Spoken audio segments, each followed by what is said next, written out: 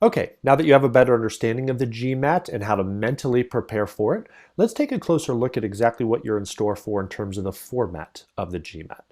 And specifically on test day, you'll be expected to tackle 4 different sections for which you will receive 3 separate scores. And I'll talk about how that works here in a minute, but the 4 sections of the GMAT are, in no particular order, the verbal reasoning section, the quantitative reasoning section, integrated reasoning, and the essay technically called the analytical writing assessment. Now I said in no particular order because the GMAT is actually unique in offering a feature called select section order. I don't know of any other standardized tests that give you the ability, like the GMAT does, to select the order in which you take these 4 sections. Now, I'll give you some great pointers later in this video about how to decide, how to choose which order will put you in the best position for success. But at this point, just realize the GMAT wants to give you a little bit of control over the test day experience. They think that'll make it a more enjoyable experience for you, maybe take away a little bit of your test day anxiety. And hey, having a little bit of control and being able to decide which section you want to do first, what you want to save for last, certainly is a nice feature.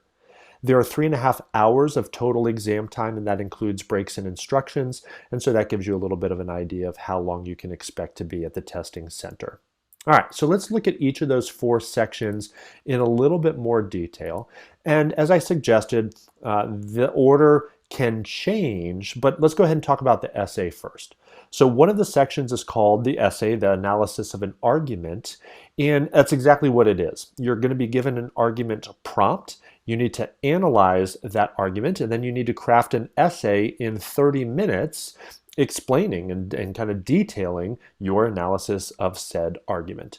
And what's really cool about this is that everything you need to learn to effectively analyze an argument, you're going to have to learn for the critical reasoning questions on the verbal section of the GMAT. And so pay particular attention, obviously, to those lessons. It's going to be crucial for your verbal reasoning score. But again, you kill 2 birds with 1 stone, so to speak, because everything that you learn over there will apply here on the essay. All you need to do at that point is now put it into essay format. The first of your 3 scores then will be your essay score. You get a separate score for your essay on a scale from 0 to 6, where 0 is terrible, like maybe you don't even speak English, and 6 is a very well thought out, well articulated, well structured and organized essay where you have very insightful analysis. It's grammatically correct. I think you get the idea there. Now the second section is the integrated reasoning section. You have 30 minutes to complete 12 questions on the IR section. Pop quiz, how much time per question do you have? If you have 30 minutes divided by 12 questions, it works out to about 2.5 minutes per question. So you can kind of file that away from a time management standpoint. But there are 4 different question types or question formats on the integrated reasoning section: table analysis, graphics interpretation, multi-source reasoning, and 2-part analysis. Don't worry, you'll get lots of practice and I'll teach you everything you need to know about those. But again, what's really cool is you can double dip here because probably 80 or 90% of what you need to do well on IR, you're going to learn elsewhere in the course on the quantitative reasoning and verbal reasoning sections. You may need to brush up on your table analysis a little bit, your ability to kind of read a table. Maybe you've forgotten how to interpret graphs and read pie charts and things like that. I teach all of that obviously in the integrated reasoning videos, but most of the math that's tested that you're going to have to bring to bear, most of the critical thinking and the reading comprehension and just all of the kind of the math and verbal quantitative stuff that you need to do well on IR, you're going to learn elsewhere in the course. So that should be reassuring to you. And you will receive a second score for the integrated reasoning section on a scale from 1 to 8. Now at this point, if you did the essay and IR sections first, you would get your first of 2 8-minute breaks. If you decided to do the verbal reasoning section first, you would now get your break. If you did quantitative reasoning first, you would get your first break. Regardless, you get your first break at this point in the exam, and then you go on to the next section. And so let's talk about quantitative reasoning. 62 minutes to complete 31 questions. Your second pop quiz. All right, this one's super easy, right? 62 minutes divided by 31 questions is exactly 2 minutes per question. And there are 2 major question types on the quantitative reasoning section: problem solving, which are your run-of-the-mill math questions, and data sufficiency, which are unique to the GMAT.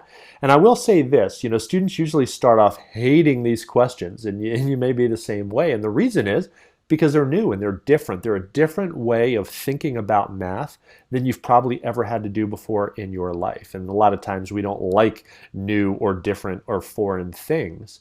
And yet by the end of the course, especially after I teach you really effective methodologies, mindsets, strategies for data sufficiency questions, you'll learn to love them and probably wish there were more of them on the quantitative reasoning section.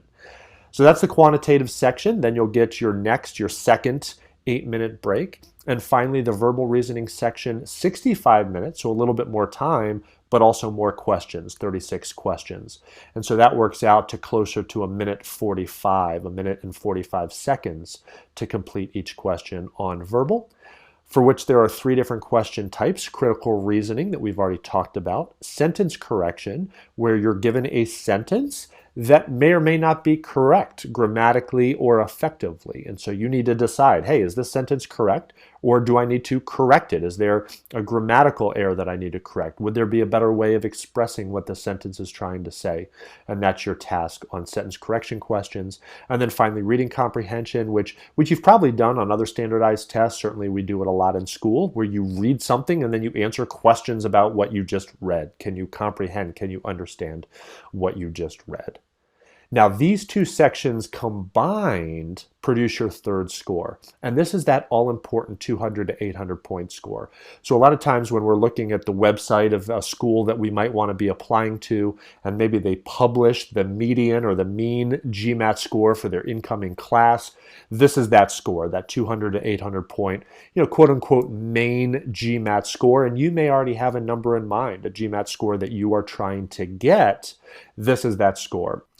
And I mentioned earlier that you get to choose the order. So technically there are more than 3 different orders that you can choose for those 4 different sections, but the GMAT will give you 3 options. Option 1 is to start with the AWA, which is the essay and then the integrated reasoning section, take your optional break, then complete the quantitative section, take a break, and then complete the verbal section. And that's totally fine, right? But a second option is to leave integrated reasoning and AWA for last, likewise with option 3, and then either lead with verbal and then do quantitative, or vice versa in option 3, lead with quantitative, then do the verbal section, and again leave IR and AWA for last. And there's really no right or wrong answer here. There's no anecdotal evidence, for example, to suggest that one order yields higher scores than the other 2 options, right? If that changes, I'll certainly let you know. But really, your score will depend on how well you prepare for the GMAT, right? So go through this course, learn everything I teach, learn the strategies, get good at verbal and quant and writing an essay and integrated reasoning, and that will determine your ability on the GMAT, not the order you select. That said, you can put yourself in a favorable position based on a couple of considerations, a few considerations. So let me give you kind of 3 tips for how to choose which section order will be best for you. First, I do suggest that you leave integrated reasoning and AWA, the essay, for last. In other words, choose option 2 or 3. And the reason for that is, now I have to be a little bit careful when and how I say this, but the truth of the matter is that for most business schools, for most admissions officers, your 200 to 800 point main GMAT score, that's a combination of verbal and quant, is more important than your essay score, which is more important than your integrated reasoning score. And so you might as well tackle those while you are mentally the freshest and leave the less important scores for last, the less important sections for last. Again, it's not to say that you shouldn't care about integrated reasoning or you shouldn't care about AWA. That's not what I'm saying at all. I want you to practice those. I want you to get great scores on those. But why don't you do those while you're a little bit more mentally fatigued, so that if you don't perform your best on those sections, it's not the end of the world, because those scores generally aren't quite as important. The second tip is, as a general rule, and this is my advice for most students, is start with your weakness. And there are a number of reasons for that, but the main reason is go ahead and first of all get it out of the way so that you feel a lot better about things pretty quickly, right? And then the second thing is tackle your weaknesses while you're mentally the freshest. Take a verbal, for example. Let's pretend that the verbal section is your weakest section. It's your weaker section between that and quant. One of the things that makes the verbal section so challenging is it can be hard, for example, to concentrate on challenging reading comprehension passages, or to really concentrate and try to analyze a fairly complex logical argument. So let me ask you this. Do you think you're more likely to be able to understand what you're reading and concentrate during a kind of an in-depth reading comprehension passage? Do you think you're more likely to be able to concentrate and do well on that while you're fresh, or while you're a little bit tired?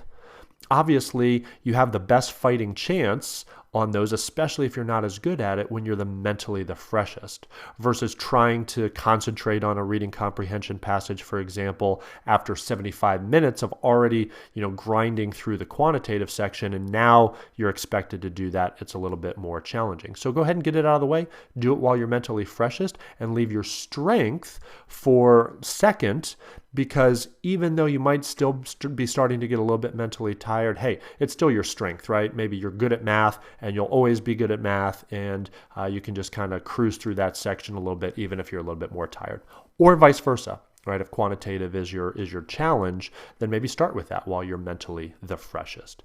Now, the exception to this, kind of the caveat would be, you might want to start with your strength if you're really anxious, you're nervous, you feel like test anxiety is going to be a problem for you, and you want to build confidence, right? You don't want to come in, start with your weakness, have a feeling at the end of the first section that maybe you haven't gotten off to a great start. Oh my gosh, I just bombed the first section. I'm doomed. I'm going to get a terrible score. And then mentally you carry that into the rest of the exam. That's not a recipe for success. So if you feel like that's going to be a concern for you, why don't you, quote unquote, ease into the exam by starting with your strength, build confidence, get a good score kind of under your belt on the first section. Say, hey, I think I just did really well. I'm off to a great start. I'm doing great, because that positive mindset, that positive psychology and confidence can spill over into the next section, and maybe you'll actually do better on your weaker section because you have that confidence. So that's really kind of a personal decision. I personally think in most cases it's better to start with your weaker section, but definitely it's not a mistake to start with your strength. If you have any questions about this, go ahead and post them in the comments area below. Happy to weigh in, on your scenario and which option might be best for you.